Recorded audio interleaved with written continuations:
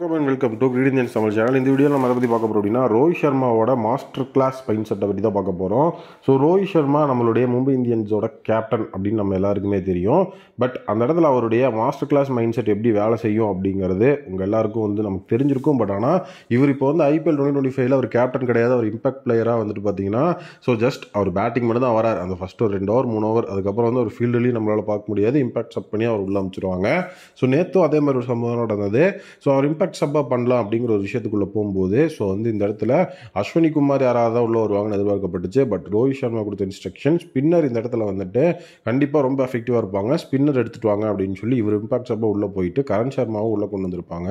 So first over 9th ஓவரில் தான் பார்த்தீங்கன்னா கரண் சர்மா உள்ளே ஓவர் போட ஆரம்பிச்சிருப்பாரு. ஸோ அப்போ செகண்ட் பாலே பெரிய லெவலில் ஒரு சிக்ஸர்லாம் பறக்கும். கரண் சர்மா என்ன பண்ண போறாரு அப்படின்னு நினச்சிட்டு இருக்கும்போது ஹர்திக் பாண்டியா அடுத்த ஓவர் போட்டுட்டு மீண்டும் பார்த்தீங்கன்னா சாண்ட்னருக்கு ஓவர் கொடுக்கலாம், இல்லை பும்ராக்கு ஓவர் கொடுக்கலாம் அப்படிங்கிற மாதிரி போயிட்டு இருப்பாரு. பட் ஆனால் உள்ள இருந்து அந்த இடத்துல ரோஹித் சர்மா என்ன சொல்லுவார்னா ஸ்பின்னர்ஸ்க்கு கூட கண்டிப்பாக அந்த இடத்துல கரண் சர்மா ஒரு பெரிய இம்பாக்ட் கிளியர் பண்ணுவார் அப்படிங்கிற மாதிரி ஒரு விஷயம் சொல்லியிருப்பாரு. அதுக்கப்புறம் சரின்ட்டு கரண் சர்மாவுக்கு ஓவர் கொடுப்பாங்க. 11th ஓவர் கரண் சர்மா போடுவார். ஃபர்ஸ்ட் பாலே 6. ஸோ அதுக்கப்புறம் பார்த்தீங்க அப்படின்னா அந்த இடத்துல விக்கெட். ஸோ அதுக்கப்புறம் அந்த ஓவரில் கடைசி 2 பாலில் 2 பவுண்டரி வேற போகும். பட் அதுக்கப்புறம் நடந்தது என்ன அப்படின்னா இந்த இடத்துல கரண் சர்மா விக்கெட் எடுத்ததுக்கப்புறம் அடுத்த ஓவரே பார்த்தீங்கன்னா சாண்ட்னருக்கு கொடுப்பாங்க ஸ்பின்னருக்கு. அந்த பால்லையும் பார்த்தீங்க அப்படின்னா அந்த சாண்ட்னரோட ஓவர்லையும் விக்கெட் எடுத்துட்டு அதுக்கப்புறம் பார்த்தீங்கன்னா நம்மளோட பிரைம் பேசரான பும்ராக்கு ஓவர் கொடுத்துருப்பாங்க.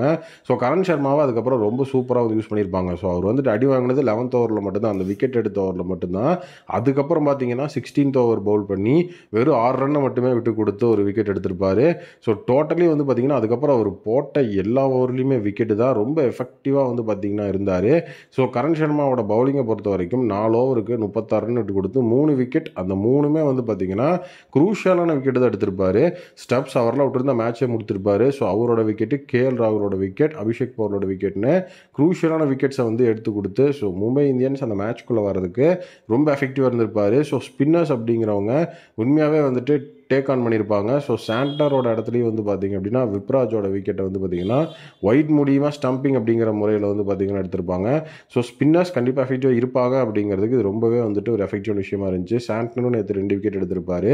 ஸோ அதுக்கப்புறம் மேட்சஸ் அப்படிங்கிறது லாஸ்ட் ஓவர், அதாவது அந்த 19th ஓவர் அப்படிங்கிறதுல டோட்டலாகவே மும்பை இந்தியன்ஸ் சைடில் மாறிச்சு. அதுக்கு முக்கியமான விஷயம் அந்த இம்பாக்ட் சப்பில் நம்ம ரோஹித் சர்மாவோட மைண்ட் செட் அந்த இடத்துல அவர் போட்ட அந்த ஒரு மிகப்பெரிய கிடுக்கு புடி தான் இதுக்கு முக்கியமான காரணம், வேறு எதுவுமே கிடையாது.